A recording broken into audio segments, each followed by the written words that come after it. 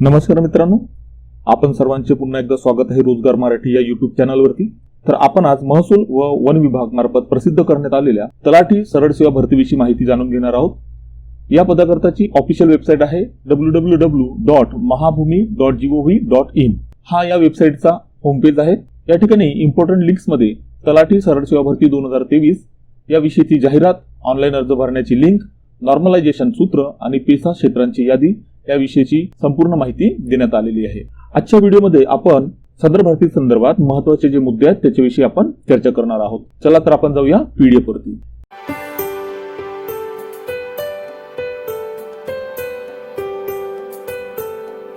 या ठिकाणी आपण बघू शकता विभागाचे नाव आहे महसूल व वन विभाग तलाठी पद भरती 2023। जाहिरात क्रमांक या ठिकाणी दिलेले आहे तलाठी भरती क्र 45 2023।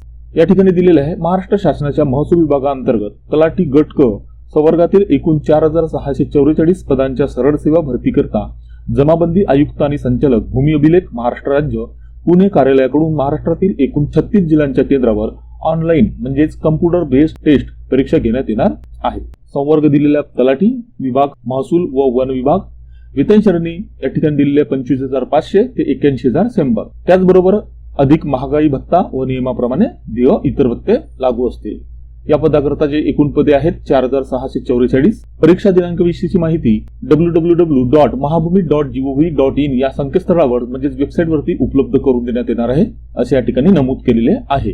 या ठिकाणी पदसंख्या व आरक्षणासंदर्भात सर्वसाधारण तरतुदी विषयी माहिती दिलेली आहे। जर तुम्हाला डिटेल मध्ये माहिती पाहिजे तर तुम्हाला व्हिडिओच्या डिस्क्रिप्शन बॉक्स मध्ये पीडीएफ ची लिंक उपलब्ध करून देण्यात आलेली आहे, त्या ठिकाणी जाऊन तुम्ही वाचू शकता। कारण हे सगळं आपण या ठिकाणी चर्चा करत बसलो तर व्हिडिओ खूपच लांब होईल, त्याच्यामुळे आज आपण ज्या महत्त्वाचे मुद्दे आहेत त्याच्याविषयी चर्चा करणार आहोत। तत्पूर्वी आपण सर्वांना विनंती आहे, जर आपण आमच्या चॅनलला अजूनपर्यंत लाईक किंवा सबस्क्राईब केलं नसेल तर तुम्ही कृपया आमच्या चॅनलला लाईक करा, सबस्क्राईब करा, त्याचबरोबर मित्रांसोबत शेअर करा। या ठिकाणी आपण बघू शकतो पदाच्या निवडीसाठी कार्यपद्धती, आवश्यक कागदपत्रे तसेच महत्त्वाच्या अटी व शर्ती सर्व उमेदवारांकरता काय असतील याविषयी माहिती दिलेली आहे। सर्वप्रथम तलाठी पदाकरता अर्ज केलेला उमेदवार हा महाराष्ट्र राज्याचा रहिवासी असावा व त्याच्याकडे महाराष्ट्र राज्याचे अधिवास प्रमाणपत्र म्हणजेच डोमेसाइल सर्टिफिकेट असणे आवश्यक आहे। दुसरा मुद्दा दिलेला आहे की या पदाकरता ज्या परीक्षार्थीकडे आदिवासी प्रमाणपत्र म्हणजेच डोमेसाइल सर्टिफिकेट उपलब्ध नसेल त्यांनी त्यांचा जन्म हा महाराष्ट्र राज्यात झाला असल्याचा जन्म दाखला म्हणजेच बर्थ सर्टिफिकेट सादर करणे आवश्यक आहे। अशा प्रकरणात अधिवास प्रमाणपत्राची अट लागू राहणार नाही। सदर परीक्षार्थीकडे म्हणजेच जर उमेदवाराकडे अधिवास प्रमाणपत्र म्हणजे डोमेसाइल सर्टिफिकेट आणि जन्माचा दाखला सुद्धा उपलब्ध नसेल त्या परीक्षार्थीने आपला शाळा सोडल्याचा दाखला सादर करणे आवश्यक राहील। परंतु सदर शाळा सोडल्याच्या दाखल्यामध्ये त्या परीक्षार्थीचा जन्म हा महाराष्ट्रामध्ये झाला आहे याची नोंद असणे आवश्यक आहे। म्हणजे एकतर तुमच्याकडे अधिवास प्रमाणपत्र पाहिजे, नसेल तर जन्माचा दाखला पाहिजे आणि तोही नसेल तर तुमचा शाळा सोडल्याचा दाखला पाहिजे, पण त्याच्यावरती तुम्ही महाराष्ट्रामध्ये जन्मलेले आहात याची नोंद असणे आवश्यक आहे। आणि जे उमेदवार यांचा जन्म महाराष्ट्र राज्यात झाला नाही परंतु महाराष्ट्र राज्यातील रहिवास सलग 15 वर्षे व त्यापेक्षा अधिक कालावधीचा आहे अशा परीक्षार्थी किंवा उमेदवारांसाठी अधिवास प्रमाणपत्र म्हणजे डोमेसाइल सर्टिफिकेट आवश्यक राहील। त्यानंतर महत्त्वाचा मुद्दा दिलेला आहे की आरक्षित मागास प्रवर्गाचा दावा करणाऱ्या उमेदवारांना ज्या संदर्भातील सक्षम अधिकाऱ्याने दिलेले जात प्रमाणपत्र म्हणजेच कास्ट सर्टिफिकेट व उपलब्ध असल्यास जात वैधता प्रमाणपत्र म्हणजे व्हॅलिडिटी सर्टिफिकेट निवडीअंती सादर करणे आवश्यक आहे। जर तुमची या पदाकरता निवड झाली तर तुम्हाला व्हॅलिडिटी सर्टिफिकेट सुद्धा सादर करावे लागेल। बहुतांशी विद्यार्थ्यांकडे हा उपलब्ध नसतो, कारण मेडिकल किंवा इंजिनिअरिंगचे जर विद्यार्थी असेल तर त्यांना कास्ट व्हॅलिडिटी आवश्यक असते, पण इतर जे विद्यार्थी आहे बीए बीकॉम बीएससी किंवा इतर विद्यार्थी या विद्यार्थ्यांना व्हॅलिडिटी नोकरीला लागल्यानंतर म्हणजे तुमची ज्यावेळेस निवड होते आणि तुम्ही रुजू होता त्याच्यानंतर डिपार्टमेंट मार्फत ज्या डिपार्टमेंटमध्ये तुम्ही रुजू झाला त्या डिपार्टमेंट मार्फत एक पत्र आपल्याला किंवा सरळ जात पडताळणी कार्यालय ज्या ठिकाणी आहे त्या ठिकाणी अर्ज दिला जातो किंवा आपण उमेदवार सुद्धा अर्ज करून ते प्राप्त करू शकतो। पुढील मुद्दा आहे की जात वैधता प्रमाणपत्र जर उपलब्ध नसेल तुमच्याकडे, या ठिकाणी दिलेलं आहे या शासन निर्णयानुसार तुम्हाला तात्पुरते नियुक्ती आदेश दिल्याच्या दिनांकापासून 6 महिन्याच्या आत जात वैधता प्रमाणपत्र म्हणजेच कास्ट व्हॅलिडिटी सादर करणे आवश्यक आहे। हा खूप मोठा इश्यू नाहीये, हा तुम्ही नंतर सुद्धा देऊ शकता। बरेचसे छोटे छोटे मुद्दे आहेत। उमेदवारांना परीक्षेसाठी स्वखर्चाने उपस्थित राहावे लागेल, जे की सर्वच ठिकाणी असतं। परीक्षेसाठी नेमून दिलेल्या परीक्षा केंद्रावर दिलेल्या वेळेपूर्वी 1 तास अगोदर उपस्थित राहावे। त्याचप्रमाणे आणखी एक महत्त्वाचा मुद्दा आहे की सदर भरती प्रक्रिया राज्य स्तरावरून एकत्रितरित्या राबवली जात असली तरी सदर तलाठी संवर्गाची यादी तयार करताना त्या जिल्ह्यात भरावयाच्या पदांचा विचार करून प्रत्येक जिल्ह्याची स्वतंत्र निवड यादी तयार करण्यात येऊन त्यानुसार प्रत्येक जिल्ह्याची स्वतंत्र निवड यादी जाहीर केली जाईल. उमेदवारास मिळालेले गुण त्याने अर्ज केलेल्या जिल्ह्याकरताच विचारार्थ घेतले जातील व त्याचा अन्य जिल्ह्यातील निवड यादीशी कोणताही संबंध असणार नाही. बऱ्याचशा विद्यार्थ्यांना कन्फ्युजन असतं की मी एकाच जिल्ह्याकरता अर्ज करू शकतो की महाराष्ट्रातील इतर सर्व जिल्ह्याकरता अर्ज करू शकतो, किंवा मी ज्या जिल्ह्याचा रहिवासी आहे तिथेच मी अर्ज करू शकतो की इतर जिल्ह्यात सुद्धा करू शकतो. त्याचप्रमाणे मी एकाच जिल्ह्याकरता किती अर्ज सादर करू शकतो, ह्या सर्व गोष्टीविषयी आपण या ठिकाणी परत पुढच्या मुद्द्यांमध्ये जाणून घेणार आहोत. उमेदवाराच्या जिल्ह्याच्या निवड सूचीमध्ये निवड जाहीर केली आहे अशा पात्र उमेदवारांना संबंधित जिल्हा हेच नियुक्तीसाठी कार्यक्षेत्र असणार आहे. निवड सूचीतील उमेदवार आवश्यक ती पात्रता पूर्ण करतील त्यांना कागदपत्रे पडताळणी अंती वैद्यकीय व चरित्र पडताळणी पूर्ण करून म्हणजेच तुमचं मेडिकल आणि कॅरेक्टर सर्टिफिकेट याची पडताळणी पूर्ण करून नियुक्तीपत्र देण्यात येईल.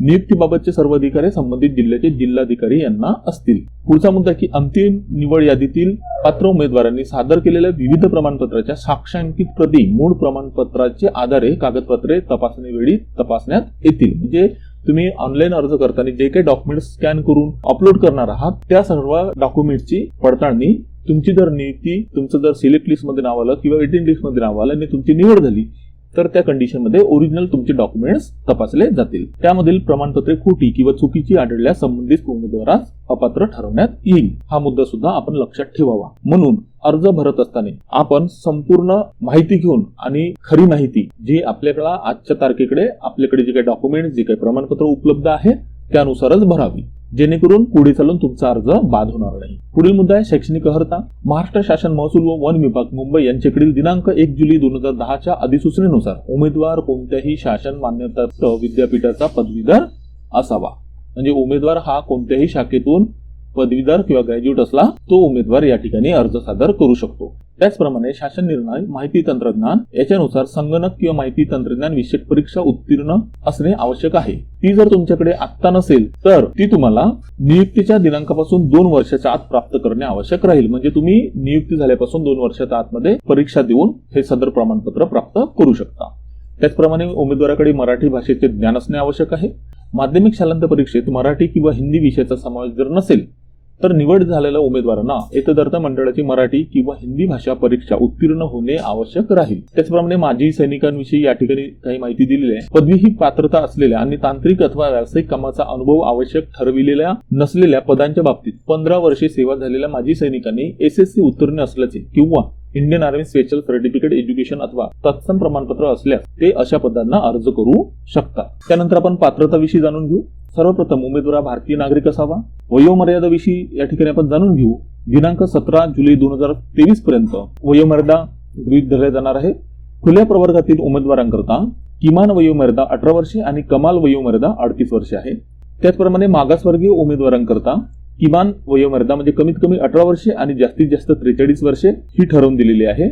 आणखी एक महत्वाचा मुद्दा या ठिकाणी दिलेला आहे की उन्नत व प्रगत गटामध्ये क्रिमिनेअर मोडणाऱ्या विमुक्त जाती अ, भटक्या जमाती ब, भटक्या जमाती क, भटक्या जमाती ड, विशेष मागास प्रवर्ग, इतर मागास वर्ग, ACBC आणि EWS म्हणजेच आर्थिकदृष्ट्या दुर्बल घटक प्रवर्गातील उमेदवारांना ही वयाची सवलत लागू राहणार नाही. म्हणजेच तुमच्याकडे नॉन क्रिमिनल सर्टिफिकेट असणे आवश्यक आहे. म्हणजेच आर्थिक प्रगत गटात मोडत नसल्याचे प्रमाणपत्र असणे आवश्यक आहे. तेव्हाच तुम्ही किमान 18 वर्षे आणि कमाल 43 वर्षे या मुद्द्यामध्ये बसू शकता. त्याचप्रमाणे पदवीधारक अंशकालीन उमेदवारांसाठी कमाल वयोमर्यादा ही 45 वर्षे राहील. स्वातंत्र्य सैनिकांचे नामनिर्देशित बाल्य, सन 1991 चे जनकन्या कर्मचारी व सन 1994 नंतर निवडणूक कर्मचारी यांच्यासाठी उच्चतम वयोमर्यादा 45 वर्षे इतकी राहील. खेळाडू उमेदवारांकरता उच्चतम वयोमर्यादा म्हणजे कमाल वयोमर्यादा 43 वर्षे इतकी राहील. दिव्यांग उमेदवारांसाठी उच्चतम वयोमर्यादा सरसकट 45 वर्षे इतकी राहील. प्रकल्पग्रस्त आणि भूकंपग्रस्त उमेदवारांकरता कमाल वयोमर्यादा 45 वर्षे इतकी राहील आणि माजी सैनिक उमेदवारांकरता कमाल वयोमर्यादा 45 वर्षापर्यंत राहील. पुढे आपण बघू की परीक्षेचे स्वरूप कशा पद्धतीने असणार आहे. या पदाकरता मराठी, इंग्रजी, सामान्य बौद्धिक चाचणी, अंकगणित अशा पद्धतीने प्रत्येकी 25 प्रश्न असणार आहे आणि प्रत्येक प्रश्नाला 2 गुण म्हणजेच 25 प्रश्नाकरता 50 गुण अशा पद्धतीने एकूण 100 प्रश्न असणार आहेत आणि एकूण 200 प्रश्नाचा पेपर तुम्हाला असणार आहे. परीक्षा कालावधी 2 तास म्हणजे 120 मिनिटाचा असणार. परीक्षेचे स्वरूप कशा पद्धतीने असणार. परीक्षा ही ऑनलाईन पद्धतीची असणार आहे म्हणजे कम्प्युटर बेस्ड टेस्ट. त्याच्याकरता तुम्हाला बहुनिष्ठ बहुपर्यायी स्वरूपाच्या म्हणजे ऑप्शनल प्रश्न असणार आहेत आणि त्याच्याकरता तुम्हाला प्रत्येक उत्तराकरता टिक करायचं आहे आणि प्रत्येक प्रश्नाला 2 गुण अशा पद्धतीने ठेवण्यात आलेले आहे. त्यानंतर महत्त्वाचा आणखी एक मुद्दा दिलेला आहे की सदर पदासाठी परीक्षेचा दर्जा भारतातील मान्यताप्राप्त विद्यापीठाच्या पदवी परीक्षेच्या दर्जाच्या समान राहील, परंतु मराठी व इंग्रजी या विषयाच्या प्रश्नपत्रिकेचा दर्जा उच्च माध्यमिक शालांत परीक्षेच्या म्हणजेच इयत्ता 12वीच्या दर्जाच्या समान राहील व लेखी परीक्षेला मराठी, इंग्रजी, सामान्य ज्ञान व बौद्धिक चाचणी या विषयावर प्रश्नाकरता प्रत्येकी 50 गुण ठेवून एकूण 200 गुणांची लेखी परीक्षा घेण्यात येईल. आणि महत्त्वाचा मुद्दा तुमच्याकरता की या पदाकरता मौखिक परीक्षा म्हणजे मुलाखती घेण्यात येणार नाही. म्हणजे तुम्ही जो काही परफॉर्मन्स तुमच्या पेपरमध्ये करणार आहात, तुमच्या मार्कांमध्ये करणार आहात, त्याच्यावरतीच तुमचं नियुक्ती, सिलेक्ट लिस्ट, वेटिंग लिस्ट याविषयी ठरणार आहे. त्याच्यामुळे तुम्हाला या पदाकरता अभ्यास करणे खूप गरजेचे आहे. त्याच पद्धतीने गुणवत्ता यादीमध्ये अंतर्भूत करण्याकरता उमेदवारांनी एकूण गुणांच्या किमान 45% गुण प्राप्त करणे आवश्यक राहील. म्हणजे तुम्हाला जर गुणवत्ता यादीमध्ये यायचे असेल तर तुम्हाला एकूण गुणाच्या कमीत कमी 45% गुण प्राप्त करणे आवश्यक आहे, तेव्हाच तुम्ही गुणवत्ता यादीमध्ये येऊ शकता. या ठिकाणी दिलेले की परीक्षा ही कम्प्युटर बेस्ड टेस्ट पद्धतीने घेण्यात येणार असून प्रत्येक सत्राच्या प्रश्नपत्रिका स्वतंत्रपणे उपलब्ध केल्या जाणार असून एकापेक्षा जास्त सत्रात परीक्षा आयोजित करण्यात येणार आहे. सत्र 1 ते अंतिम सत्र यामधील प्रश्नपत्रिकेचे स्वरूप व त्याची काठिण्यता तपासण्यात येऊन त्याचे समानीकरण करण्याचे म्हणजे नॉर्मलायझेशन पद्धतीने गुणांक निश्चित करून निकाल जाहीर करण्यात येईल. नॉर्मलायझेशन बाबत टीसीएस कंपनीकडून देण्यात आलेले सूत्र वेबसाईटवर माहितीसाठी प्रकाशित केलेला आहे. सदर नॉर्मलायझेशन सर्व परीक्षार्थी यांना बंधनकारक राहील याची सर्व परीक्षार्थी यांनी नोंद घ्यावी. म्हणजे टीसीएस या कंपनीकडून जे की महाराष्ट्र शासनाच्या सध्या सर्व परीक्षेच्या कंपनीकडून घेतल्या जात आहे, या कंपनीकडून सदर विभागाच्या वेबसाईटवरती नॉर्मलायझेशन विषयी सूत्र उपलब्ध करून देण्यात आलेले आहे. हे सुद्धा तुम्ही डिटेलमध्ये जाणून घेऊ शकता. त्याचप्रमाणे जे तुमचे डॉक्युमेंट्स आहे ते डॉक्युमेंट्स तुम्हाला पीडीएफ फाईल फॉर्मॅटमध्ये अपलोड करायचे आहे. म्हणजे तुम्ही अर्ज सादर करताना खेळाडू, दिव्यांग, माजी सैनिक, अनाथ तसेच प्रकल्पग्रस्त, भूकंपग्रस्त व पदवीधर अंशकालीन कर्मचारी, आरक्षणाचा दावा करणाऱ्या उमेदवारांनी आवश्यक कागदपत्रे पीडीएफ फाईल फॉर्मॅटमध्ये संलग्न म्हणजे अपलोड करणे आवश्यक आहे. त्याचप्रमाणे विविध सामाजिक समांतर आरक्षणाचा दावा करणाऱ्या उमेदवारांनी पात्रता आजमावल्यानंतर म्हणजे चेक इलिजिबिलिटी झाल्यानंतर उमेदवार जाहिरातीनुसार पात्र ठरत असल्यास अर्ज सादर करताना खालील कागदपत्रे किंवा प्रमाणपत्रे ते सुद्धा तुम्हाला अपलोड करायचे आहेत. कोणकोणते कागदपत्र तुम्हाला अपलोड करायचे त्याविषयी सुद्धा आपण या ठिकाणी माहिती जाणून घेऊ. कोणकोणते प्रमाणपत्र आहेत तर अर्जातील नावाचा पुरावा म्हणजे एसएससी तत्वा तत्सम शैक्षणिक अर्हता, तुम्हाला तुमचे नाव कन्फर्म करण्याकरता तुमचे 10वीचे प्रमाणपत्र जोडणे आवश्यक आहे. वयाचा पुरावा म्हणजे बर्थ सर्टिफिकेट किंवा तुमचं लिव्हिंग सर्टिफिकेट सुद्धा चालेल. शैक्षणिक अर्हता इत्यादीचा पुरावा म्हणजे तुम्ही जे काही एज्युकेशनल क्वालिफिकेशन धारक आहात त्याच्याविषयीचा पुरावा तुम्हाला इथे अपलोड करायचा आहे. सामाजिक दृष्ट्या मागासवर्गीय असल्याबाबतचा पुरावा म्हणजे तुमचे caste certificate, non criminal certificate, ईडब्ल्यूएसचे सर्टिफिकेट या सर्व कागदपत्रांची सुद्धा तुम्हाला पीडीएफ स्वरूपामध्ये या ठिकाणी अपलोड करायचे आहे. त्याचप्रमाणे आर्थिकदृष्ट्या दुर्बल घटक असल्याचा पुरावा, अर्ज सादर करण्याच्या अंतिम दिनांकास वैध असणारे नॉन क्रिमिनल प्रमाणपत्र. या ठिकाणी नॉन क्रिमिनल विषयी आपण जाणून घेऊ. नॉन क्रिमिनल हे 3 वर्षाकरता आपल्याला दिले जातं.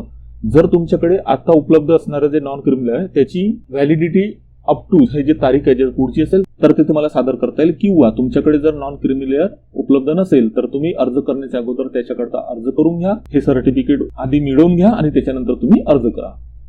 पात्र दिव्यांग व्यक्ती असल्याचा पुरावा, पात्र माजी सैनिक असल्याचा पुरावा, खेळाडू आरक्षणासाठी पात्र असल्याचा पुरावा, त्याचप्रमाणे अनाथ आरक्षणासाठी पात्र असल्याचा पुरावा, प्रकल्पग्रस्त आरक्षणासाठी पात्र असल्याचा पुरावा, भूकंपग्रस्त आरक्षणासाठी पात्र असल्याचा पुरावा. म्हणजे तुमच्याकडे याच्यापैकी जे सर्टिफिकेट असतील ते तुम्हाला अपलोड करायचे आहे. अंशकालीन पदवीधर कर्मचारी जर तुम्ही असाल तर त्याच्याविषयीचा पुरावा, एसएससी म्हणजे 10वीच्या नावामध्ये जर काही बदल असेल तर त्याचा सुद्धा पुरावा तुम्हाला जोडावा लागेल. त्याचप्रमाणे अराखीव महिला, मागासवर्गीय, खेळाडू, दिव्यांग, माजी सैनिक, अनाथ, प्रकल्पग्रस्त, भूकंपग्रस्त, अंशकालीन पदवीधर कर्मचारी आरक्षणाचा दावा असल्यास सुद्धा तुम्हाला सदर कागदपत्रे अपलोड करावे लागतील. त्याचप्रमाणे मराठी भाषेचे ज्ञान असल्याचा पुरावा, लहान कुटुंबाचे प्रमाणपत्र आणि अनुभव प्रमाणपत्र जर तुमच्याकडे एक्सपिरियन्स सर्टिफिकेट असेल ते सुद्धा तुम्हाला अपलोड करायचे आहेत. ऑनलाईन लिंक चालू झाल्यानंतर ही सर्व कागदपत्रे तुमच्याकडे उपलब्ध आहेत का याची खातरजमा आधी करा आणि त्याच्यानंतरच तुम्ही ऑनलाईन अर्ज करता अप्लाय करा. त्याचप्रमाणे या ठिकाणी दिलेले आहे की उपरोक्त प्रमाणपत्र किंवा कागदपत्रे महाभूमी.gov.in या संकेतस्थळावरील उपलब्ध लिंकवर उमेदवारांना सर्वसाधारण सूचनांमध्ये प्रस्तुत जाहिरातीमध्ये नमूद केल्याप्रमाणे असणे आवश्यक आहे. खेळाडू, दिव्यांग, माजी सैनिक, अनाथ तसेच प्रकल्पग्रस्त, भूकंपग्रस्त व पदवीधर अंशकालीन कर्मचारी आरक्षणाच्या दाव्याच्या अनुषंगाने कागदपत्र किंवा प्रमाणपत्र अपलोड केल्याशिवाय अर्ज स्वीकृत केला जाणार नाही. जर तुम्ही या सर्व आरक्षणाचे लाभ घेण्याकरता अर्ज सादर करत असाल तर तुम्हाला ती डॉक्युमेंट्स अपलोड करणे आवश्यक आहे. त्याच्यानंतर सर्वसाधारण सूचना या ठिकाणी दिलेल्या आहे. अर्ज फक्त ऑनलाईन अर्ज प्रणालीद्वारे स्वीकारण्यात येईल. जशी मगाशी आपण चर्चा केली होती की उमेदवारांचे जे कन्फ्युजन आहे की आपण किती जिल्ह्यामध्ये, आपल्या जिल्ह्यामध्ये किती अशा पद्धतीने अर्ज सादर करू शकतो, त्याच्याविषयीचा हा मुद्दा आहे. तुम्ही पीडीएफ मध्ये सुद्धा डिटेल वाचू शकता. मुद्दा क्रमांक 10 सर्वसाधारण सूचना, त्यातील मुद्दा 2. उमेदवारास फक्त एकाच जिल्ह्यासाठी अर्ज सादर करता येईल. वेगवेगळ्या जिल्ह्यात वेगवेगळे अर्ज सादर करता येणार नाहीत. एकापेक्षा जास्त जिल्ह्यामध्ये अर्ज सादर केल्यास असे अर्ज अपात्र ठरवण्यात येतील. एखाद्या उमेदवाराने एकाच जिल्ह्यात एकापेक्षा अधिक अर्ज सादर केला असल्यास त्यापैकी अंतिम अर्ज सादर केला असेल तोच ग्राह्य धरण्यात येईल. म्हणजे उमेदवाराने फक्त एका जिल्ह्याकरता अर्ज सादर करणे आवश्यक आहे. जर तुम्ही वेगवेगळ्या जिल्ह्यांकरता अर्ज सादर करत असाल तर तो ग्राह्य धरण्यात येणार नाही. त्याचप्रमाणे तुम्ही जर एकाच जिल्ह्यामध्ये एकापेक्षा जास्त अर्ज सादर करत असाल तर तुमचा तो अर्ज सुद्धा अपात्र ठरवण्यात येईल. तर तुमचा त्या कंडिशनमध्ये जो शेवटचा अर्ज राहील तो या ठिकाणी ग्राह्य धरण्यात येईल. अर्ज सादर करण्याचे संकेतस्थळ म्हणजे वेबसाईट mahabhumi.gov.in. त्याचप्रमाणे या व्हिडिओच्या डिस्क्रिप्शन बॉक्समध्ये सर्व गोष्टी तुम्हाला उपलब्ध करून देण्यात आलेल्या आहेतच, त्या तुम्ही बघू शकता. त्याचप्रमाणे कॅटेगरीनुसार तुम्हाला वेगवेगळे शुल्क म्हणजे फी सुद्धा आहे. ती फी उमेदवारांनी मुदतीतच भरणे आवश्यक आहे. म्हणजे जी काही तारीख दिलेली आहे त्या तारखेच्या आतमध्येच तुम्हाला अर्ज आणि परीक्षा फी भरणे आवश्यक आहे. त्यानंतर आपण जाणून घेऊ जिल्हा केंद्र निवड, म्हणजे तुम्हाला कोणत्या जिल्ह्यामध्ये परीक्षा द्यायची आहे, कोणत्या केंद्रावरती परीक्षा द्यायची आहे त्याविषयी माहिती. या परीक्षेकरता विविध जिल्हा किंवा परीक्षा केंद्राचा तपशील mahabhumi.gov.in या वेबसाईटवरती दिलेला आहेतच. अर्ज सादर करताना जिल्हा किंवा परीक्षा केंद्राची निवड करणे आवश्यक आहे. म्हणजे ज्यावेळेस तुम्ही अर्ज सादर कराल, अर्ज भराल त्यावेळेस तुम्हाला जिल्हा केंद्राची निवड करणे आवश्यक आहे. जिल्हा केंद्र बदलाबाबतची विनंती कोणत्याही परिस्थितीत अथवा कोणत्याही कारणास्तव मान्य करण्यात येणार नाही. म्हणजे एकदा का तुम्ही ऑनलाईन अर्ज भरताना तुमचं परीक्षा केंद्र निवड केली तर तुम्हाला त्याच्यामध्ये बदल करता येणार नाही. म्हणून तुम्ही एकदाच विचार करून तुमचं एक्झाम सेंटर चूज करू शकता. पुढचा मुद्दा आहे की जिल्हा केंद्र निवडीची प्रक्रिया पूर्ण न केल्यास उमेदवाराने अर्जामध्ये दिलेल्या कायमस्वरूपी रहिवास पत्त्याच्या आधारे संबंधित महसुली मुख्यालयाच्या जिल्हा केंद्रावर किंवा नजीकच्या जिल्हा केंद्रावर प्रवेशपत्र देण्यात येईल. याबाबत शासनाने त्या वेळेचे धोरण व निर्णय अंतिम राहील. म्हणजे काय, जर तुम्ही अर्ज भरताना परीक्षा केंद्र किंवा जिल्हा केंद्राची निवड केलीच नाही तर त्या कंडिशनमध्ये तुम्ही जो परमनंट ऍड्रेस ऑनलाईन अर्जामध्ये भरलेला आहे त्या परमनंट ऍड्रेसचा आधार घेऊन तुम्हाला नजीकच्या जिल्ह्यामध्ये किंवा त्याच जिल्ह्यामध्ये परीक्षा केंद्र उपलब्ध करून देण्यात येणार आहे. या ठिकाणी परीक्षा शुल्काचा म्हणजे फीचा भरणा किती आणि कसा करायचा याविषयी माहिती दिलेली आहे. तर या ठिकाणी बघू शकतो परीक्षा फी जी आहे ती खुल्या प्रवर्गातील विद्यार्थ्यांकरता 1000 रुपये आणि राखीव प्रवर्ग म्हणजेच मागास प्रवर्ग व आर्थिकदृष्ट्या दुर्बल घटक यांच्याकरता 900 रुपये फी या ठिकाणी देण्यात आलेली आहे. त्याचप्रमाणे माजी सैनिकांना परीक्षा शुल्क आकारले जाणार नाहीत. परीक्षा शुल्क हा ना परतावा म्हणजे नॉन रिफंडेबल आहे.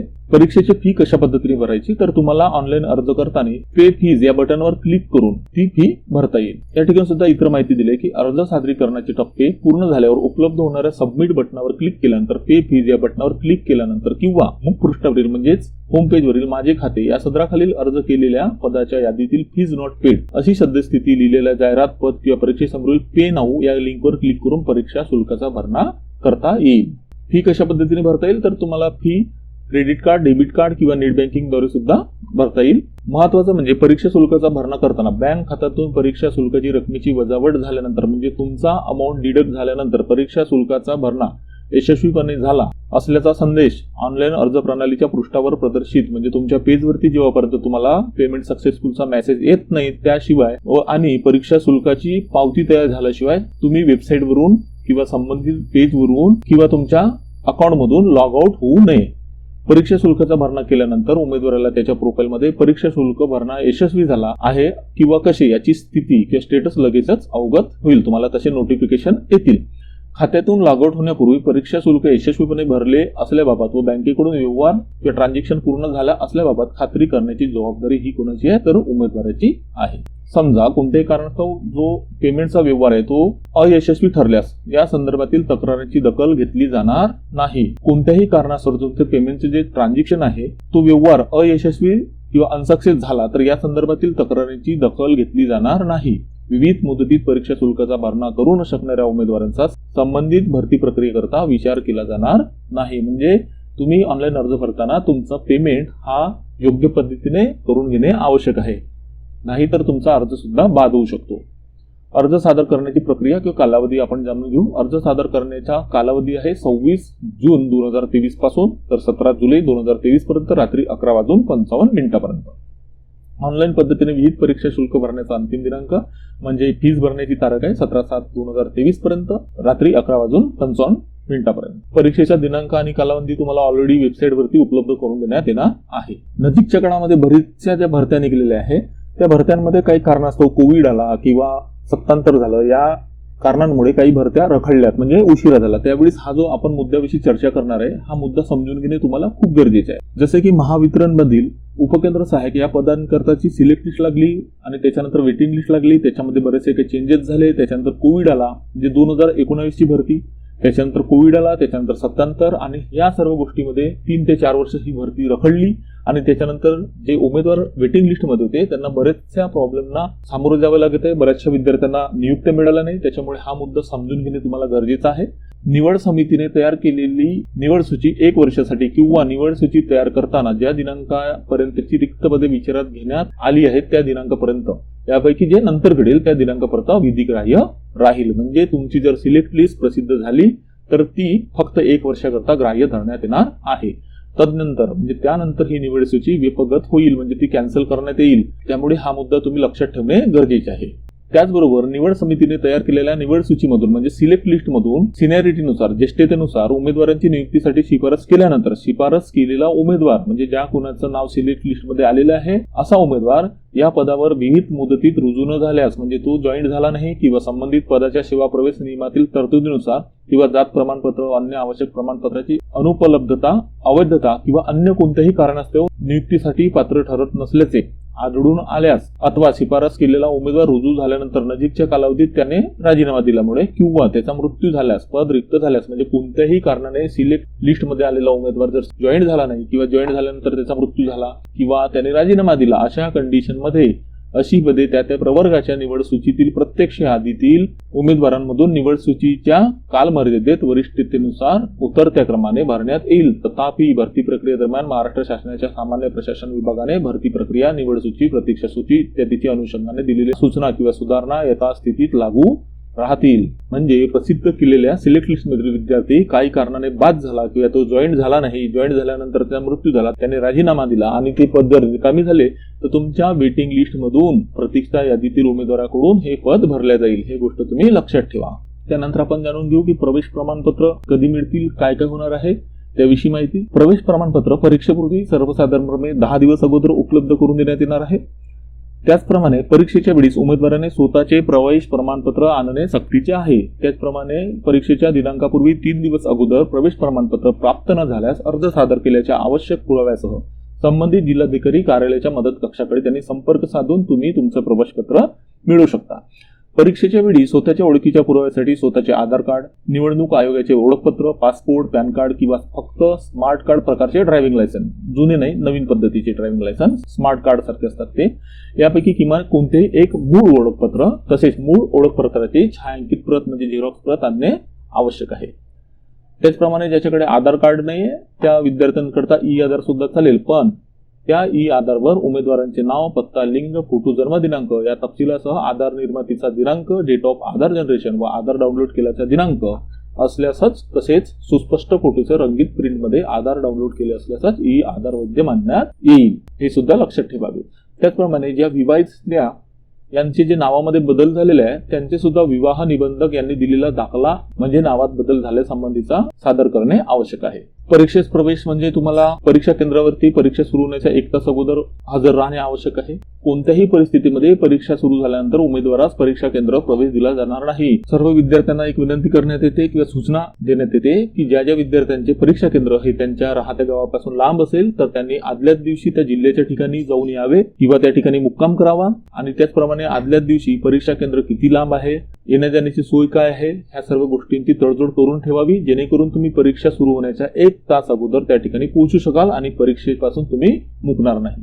तर बऱ्याचशा विद्यार्थ्यांचे ट्रॅव्हलिंगमुळे किंवा इतर कारणाने प्रॉब्लेम्स होतात आणि त्यांना परीक्षा देण्यापासून वंचित राहावं लागतं. त्याचप्रमाणे काही महत्त्वाची इथे सूचना दिलेली की कार्यालयात, परीक्षा कक्षात, परीक्षा केंद्राच्या परिसरात मोबाईल फोन अथवा इतर कोणत्याही प्रकारची इलेक्ट्रॉनिक साधने आणण्यास वापरण्यास सक्त मनाई आहे. त्याचप्रमाणे प्रमाणपत्र तपासणीच्या वेळी पात्रते संदर्भातील सर्व मूळ प्रमाणपत्रे सादर न केल्यास त्या शिफारस किंवा नियुक्तीसाठी विचारणा करण्यात येणार नाही. म्हणजे तुम्हाला सर्व डॉक्युमेंट्स ओरिजिनल तुमच्याकडे उपलब्ध आहे की नाही याची खातरजमा करूनच अर्ज सादर करावा लागेल. त्यानंतर जिल्ह्यानुसार किती पदे ते सुद्धा आपण या ठिकाणी जाणून घेऊ. आपण वेबसाईट वरती आलेलो आहोत. या ठिकाणी आपण बघू शकतो औरंगाबाद 161, जालना 41, परभणी 105, हिंगोली 76, नांदेड 119, बीड 187, लातूर 63, उस्मानाबाद 110, नागपूर 177, वर्धा 78, भंडारा 67, गोंदिया 60, चंद्रपूर 167, गडचिरोली 158, अमरावती 56, अकोला 41, वाशिम 19, बुलढाणा 49, यवतमाळ 123, पुणे 383, सातारा 153, सांगली 98, सोलापूर 197, कोल्हापूर 56, नाशिक 268, धुळे 205, नंदुरबार 54, जळगाव 208, अहमदनगर 250, मुंबई शहर 19, मुंबई उपनगर 43, ठाणे 65, पालघर 142, रायगड 241, रत्नागिरी 185, सिंधुदुर्ग 143. म्हणजे एकूण 36 जिल्ह्यांमध्ये म्हणजे संपूर्ण महाराष्ट्रामध्ये 4644 पदे तलाठी या पदाकरता असणार आहेत. त्यामुळे आपण सर्व विद्यार्थ्यांना विनंती आहे की आपण चांगल्या पद्धतीने अभ्यास करावा, चांगल्या पद्धतीने तयारी करावी आणि ही एक्झाम क्रॅक करावी, जेणेकरून शासकीय सेवेमध्ये येण्याचं तुमचं स्वप्न पूर्ण होऊ शकेल. कॉम्पिटिशन मोठी आहे पण तयारी करणे हे सुद्धा आवश्यक आहे. जसे की आपण बघितले होते की परीक्षेचे स्वरूप कसे असणार आहे. मराठी 25 प्रश्न 50 गुण, इंग्रजी 25 प्रश्न 50 गुण, सामान्य ज्ञान 25 प्रश्न 50 गुण, बौद्धिक चाचणी अंकगणित 25 प्रश्न 50 गुण. तुम्हाला या 4च विषयाचा अभ्यास चांगल्या पद्धतीने करायचा आहे, जेणेकरून तुम्ही एक्झाम क्रॅक करू शकाल आणि या विभागामध्ये रुजू होऊ शकाल. टीम रोजगार मराठी मार्फत आपण सर्वांना सदर परीक्षेकरता शुभेच्छा. पुन्हा एकदा आपण सर्वांना विनंती करण्यात येत आहे, जर तुम्ही आमच्या चॅनलला लाईक केलं नसेल, सबस्क्राईब केलं नसेल तर तुम्ही कृपया आमच्या चॅनलला लाईक करा, सबस्क्राईब करा आणि तुमच्या मित्रांसोबत हा व्हिडिओ शेअर करा. धन्यवाद.